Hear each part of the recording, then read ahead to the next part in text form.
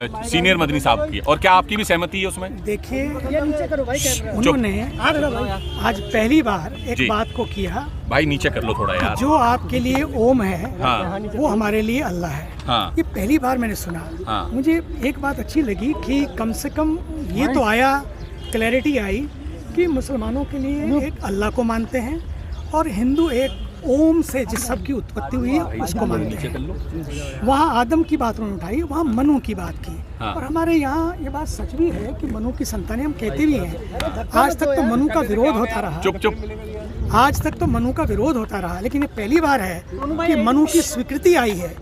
तो मतभेद हो सकते हैं, लेकिन मनभेद नहीं होना चाहिए। आ रही है ना ऑडियो? मनभेद नहीं होना चाहिए। हाँ। एक बात। दूसरी बात है, क्योंकि मुसलमान अगर अल्लाह को मानते हैं तो उनको मानना चाहिए। हाँ। ये उनका अधिकार है। हाँ। और हिंदू अगर एक ईश्वर को मानते हैं, ईश्वर के अनेक रूपों मानते हैं, ईश्वर एक है, उसके रूप अनेक हैं, उसका भी सम्मान होना चाहिए।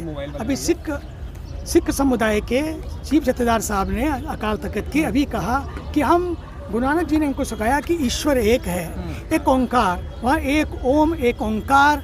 तो ये सारी बातें जो हैं, उन्होंने कहा कि हमारे लिए अल्लाह एक है। तो सबको अपना अपना अधिकार है अपने अपने ढंग से, लेकिन इन सब में आस्था रखते हुए सबसे बड़ी बात है कि मानवता खत्म ना हो जाए। स्वामी जी, इसमें सबसे बड़ी, सर एक मिनट, लोकेश मुनि जी के बयान से आप सहमत हैं या फिर सीनियर मदनी साहब के बयान से? ये साफ साफ जानना चाहते हैं सब लोग। सहमति की नहीं, असहमति की नहीं है। हाँ। मुझे लगता है कि थोड़ा समझ का फेर हुआ है वहाँ पर। किसकी? उन्होंने आपस में जिसका भी हुआ हो। तो बाइकआउट करना जल्दबाजी थी? मुझे लगता है कि आप बाइकआउट कर रहे हैं इसका? सर ये नहीं, मैं किसी चीज का बाइकआउट कभी नहीं करता। रास्ता बाइकआउट कभी भी नहीं है। हाँ। रास्ता है सहमति। हाँ। रास्ता है संवाद। हाँ। रास्ता है समाधान के द्वार खोलना। इसलिए तो एक मंच पे हम लोग हैं, ताकि किस तरह से अंतिम बात आज क्या आई, 5 बातें आई। आप उन 5 बातों को हाईलाइट करिए कि ये हमारा वतन है, हम सब मिलकर इसके लिए काम करेंगे और हम सब इसको साथ साथ कंधे से कंधे मिलाकर काम करेंगे।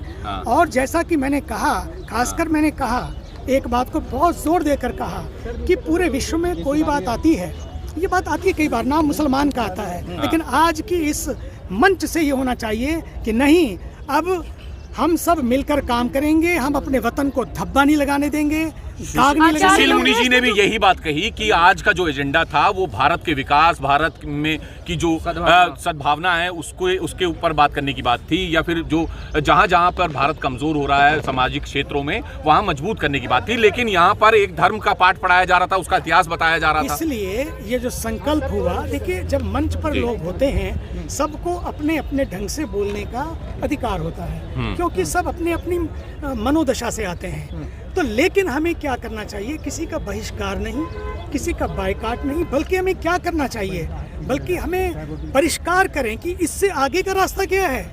इससे आगे का रास्ता ये है कि हम सब मिलकर अपने वतन को चमन बनाए रखने के लिए मिलकर काम करें, पर्यावरण के लिए काम करें, पानी के लिए काम करें, पेड़ों को लगाएं, पहाड़।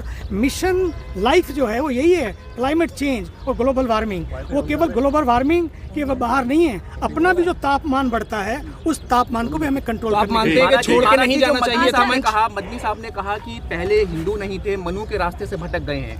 लोकेश मुनि जी ने इस बयान पर एतराज जताया, इस पर मुझे लगता है कि उनके कहने में ये शायद नहीं था कि पहले हिंदू नहीं थे, या पहले, मुझे लगता है कि कहीं पर थोड़ा सा अंडरस्टैंडिंग, बैठने की बात करने की ज़रूरत है कि क्योंकि वो जब इस्लाम को पढ़ते हैं, पढ़ाते हैं, उसके आलिम हैं, उसके दानिश हैं, तो वो उस दृष्टि से समझते हैं। हो सकता है किसी को उन्होंने कुछ बात पूछी होगी तो उनके समाज में जो बताया गया होगा उन्होंने उस तरह से रखा।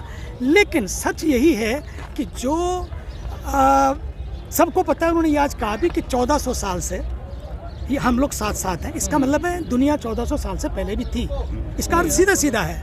तो उन्होंने कोई इस तरह से ये नहीं कहा कि दुनिया पहले नहीं थी, दुनिया बाद में नहीं रहेगी। दुनिया पहले भी थी, दुनिया बाद में भी रहेगी। लेकिन 1400 साल से जो हम साथ साथ रहते आ रहे हैं, अब कुछ ऐसा माहौल बने कि हम आगे भी इसी तरह से रहते आएँ।